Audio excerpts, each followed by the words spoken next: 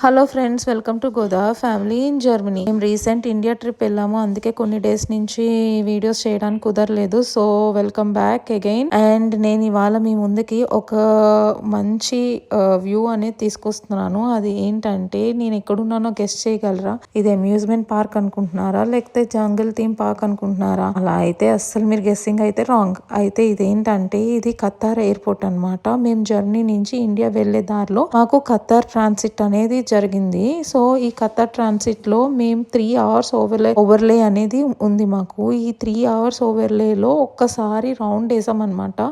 అసలు ఏముందండి బాబు, అసలు ఇది ఎయిర్పోర్టా, అమ్యూజ్మెంట్ పార్కా, జంగల్ థీమ్ పార్కా అర్థం కాక మాకైతే ఒక్కసారిగా కన్ఫ్యూజన్ అయింది. అసలు ఈ ఆర్కిటెక్చర్కి అయితే మాత్రం నిజంగా టేకే బో అన్నట్టు చెప్పొచ్చు. చిన్న పిల్లల నుంచి పెద్దవాళ్ళ వరకు అసలు వాళ్ళందరినీ దృష్టిలో పెట్టుకుని అసలు ఈ ఆర్కిటెక్చర్ డిజైన్ చేశారేమో అనిపిస్తుంది. చిన్న పిల్లలకు కావాల్సిన అమ్యూజ్మెంట్ పార్క్, జంగల్ థీమ్ పార్క్ లాంటివి పెట్టారు. అట్ ద సేమ్ టైం పెద్దవాళ్ళకి ఇలా షాపింగ్ ఏరియా, ఇలా వాకింగ్ ట్రాక్, అండ్ ఇంకొంచెం పెద్దవాళ్ళకి రిలాక్స్ అవ్వడానికి ఒక పార్క్ లాగా అంతా డిజైన్ చేశారు. అసలు ఇంత చిన్న పిల్లల నుంచి పెద్దవాళ్ళ వరకు ఎవరు బోర్ అవ్వకుండా, ఎవరు ఇరిటేట్ అవ్వకుండా ఇంత మంచిగా ఆర్కిటెక్చర్ డిజైన్ చేయడం అనేది అసలు రియల్లీ గ్రేట్ అన్నమాట. ఒక్కసారి ఆర్కిటెక్చర్ మొత్తం లుక్ వేయండి.